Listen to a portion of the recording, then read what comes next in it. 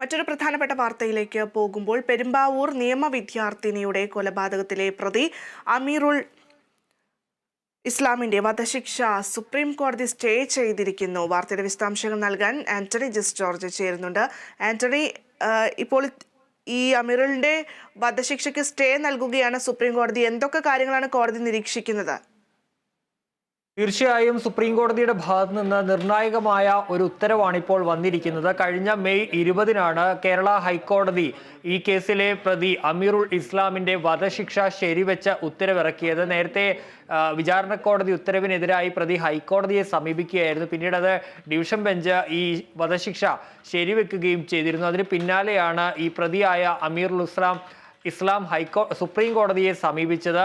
അമീറിനു വേണ്ടി ഹാജരായത് പ്രോജക്ട് 39 എന്ന ഡൽഹിയിലെ സംഘടനയാണ്. അവിടുത്തെ വക്കീലാണ് ശ്രേയ രസ്തോഗി എന്ന ഒരു വക്കീലാണ് ഹാജരായത്. ഏതായാലും ഈ ഹർജി പരിഗണിച്ച ജസ്റ്റിസ് BR ഗവായി അധ്യക്ഷനായ 3-അംഗ ബെഞ്ച് ഇപ്പോൾ ഇക്കാര്യത്തിൽ ഈ പ്രതിയുടെ മനഃശാസ്ത്രം സംബന്ധിച്ചുള്ള റിപ്പോർട്ട് തേടിയിരിക്കുകയാണ്. ഇക്കാര്യത്തിൽ 8 ആഴ്ചയ്ക്കുള്ളിൽ ഒരു റിപ്പോർട്ട് വേണം. അതായത് ശിക്ഷ ലഘൂകരിക്കാനുള്ള കാരണങ്ങളുണ്ടെങ്കിൽ അക്കാര്യങ്ങൾ പഠിച്ച് ഒരു റിപ്പോർട്ട് നൽകണം. മാത്രമല്ല ഈ പ്രതിയുടെ മനഃശാസ്ത്ര നിലയെക്കുറിച്ച് പഠിക്കണം. ഇതിനൊരു സംഘത്തെ നിയോഗിക്കാൻ തൃശ്ശൂരിലെ മാനസികാരോഗ്യ ആശുപത്രിയിലെ ഡോക്ടർമാർക്കും നിർദ്ദേശം നൽകിയിട്ടുണ്ട് എന്നുള്ളതാണ്. ഇത് സംബന്ധിച്ചൊരു സമിതി രൂപീകരിച്ച് പഠനം നടത്തണം എന്നുള്ളതാണ് പറഞ്ഞിട്ടുള്ളത്. മാത്രമല്ല ഇക്കാര്യത്തിൽ ജയിലടക്കമുള്ള കാര്യങ്ങളിൽ നിന്ന് പ്രതിക്ക് ഏതെങ്കിലും തരത്തിൽ മനംമാറ്റം ഉണ്ടാകാൻ സാധ്യതയുണ്ടോ, ഇതടക്കമുള്ള കാര്യങ്ങളിൽ ഒരു റിപ്പോർട്ട് വേണം. ഏതായാലും ഇക്കാര്യങ്ങളെല്ലാം ചേർത്തുള്ള റിപ്പോർട്ട് 8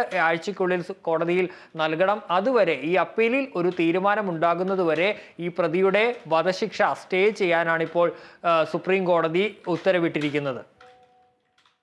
ശരി, ആന്റണി ജസ് ജോർജ് ആണ് വിശദാംശങ്ങൾ നൽകുന്നത്. പെരുമ്പാവൂരിലെ നിയമവിദ്യാർത്ഥിനിയുടെ കൊലപാതകത്തിലെ പ്രതി അമീറുൽ ഇസ്ലാമിന്റെ വധശിക്ഷയ്ക്ക് സുപ്രീം കോടതി സ്റ്റേ ചെയ്തിരിക്കുന്നു എന്നുള്ളതാണ് ഏറ്റവും ഒടുവിൽ പുറത്തുവരുന്ന വാർത്ത.